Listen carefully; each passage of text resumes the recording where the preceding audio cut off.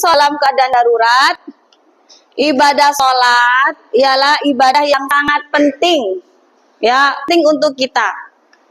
Tidak boleh ditinggalkan walaupun dalam keadaan dan kondisi seperti apapun, tetap kita menjalankan sholat. Perintah sholat wajib 5 waktu, berlaku untuk semua mukallaf, termasuk mereka yang sakit selama ingatannya masih ada, ya.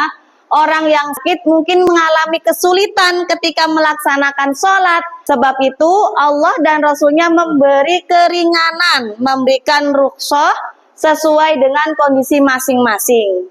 Hal tersebut berdasarkan firman Allah, yaitu surat Al-Baqarah ayat 286 yang berbunyi, la yukallifullahu nafsan illa wus'aha, yang artinya Allah Subhanahu wa taala tidak membebani seseorang melainkan dengan kesanggupannya.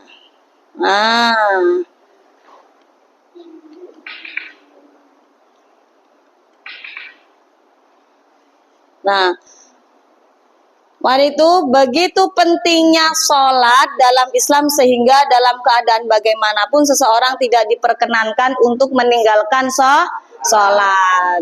Nah, dalam keadaan sakit, kendaraan, maupun dalam keadaan berperang. Sehubungan dengan itu, Islam telah mengatur kita dalam melaksanakan sholat dalam keadaan darurat. Ya, siapa di sini yang pernah melaksanakan sholat dalam keadaan darurat? Ada yang pernah? Belum pernah ya. Nah, setelah ini berarti kalian harus menunjukkan sikap bagaimana melaksanakan sholat dalam keadaan darurat. Siap ya?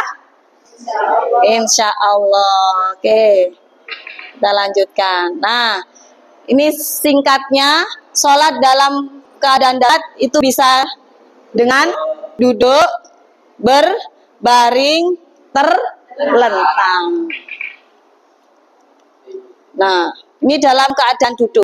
Duduknya ini seperti duduknya iftirash, ya. Seperti biasa membaca bacaan takbiratul ihram, niat dulu, kemudian takbiratul ihram, baca iftitah, baca Fatihah, kemudian surat pendek. Dilanjutkan seperti itu sampai 4 rakaat. Lanjut. Nah, sholat dalam keadaan berbaring. Nah, berbaring seperti ini, seperti yang dicontohkan tadi, dia wajahnya menghadap kiblat. Lanjut. Terlentang, ya, terlentang. Dia wajahnya juga menghadap arah kiblat. Lanjut. Nah, jika tidak bisa sholat dengan duduk, maka dia bisa dengan kalau tidak bisa berbaring dengan, kalau tidak bisa terlentang dengan, kalau isyarat mata tidak bisa disolati, ya. Ini sudah terakhir, ya. Jadi walaupun kita sudah tidak ada nyawa, kita juga tetap berhubungan dengan sholat. Kita dioleh-oleh, kita disangoni dengan sholat. Oke, ya. Jadi Allah sangat-sangat memberikan kemudahan kepada hambanya dalam beribadah sesuai dengan kadar kemampuannya. Jadi tidak ada alasan lagi untuk kita sampai meninggalkan sholat dalam keadaan sakit, ya. Lanjut. Terakhir. Nah, ada yang pernah naik pesawat? Belum ya? Ada yang pernah naik bus? Kapal? Belum. Kereta api? Sudah, ya. Kalau kita menaik kendaraan yang mana kita tidak bisa berhenti, maka kita bisa sholat di dalam Bagaimana sholatnya? Nah, ini cara sholatnya.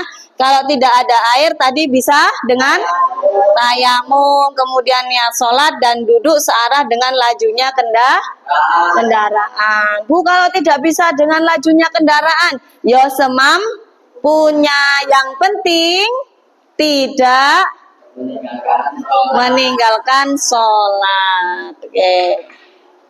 Oke, mudah bukan anak-anak? Ya, mudah ya. Ya, insya Allah. Nah, sekarang kita buat kelompok, ya.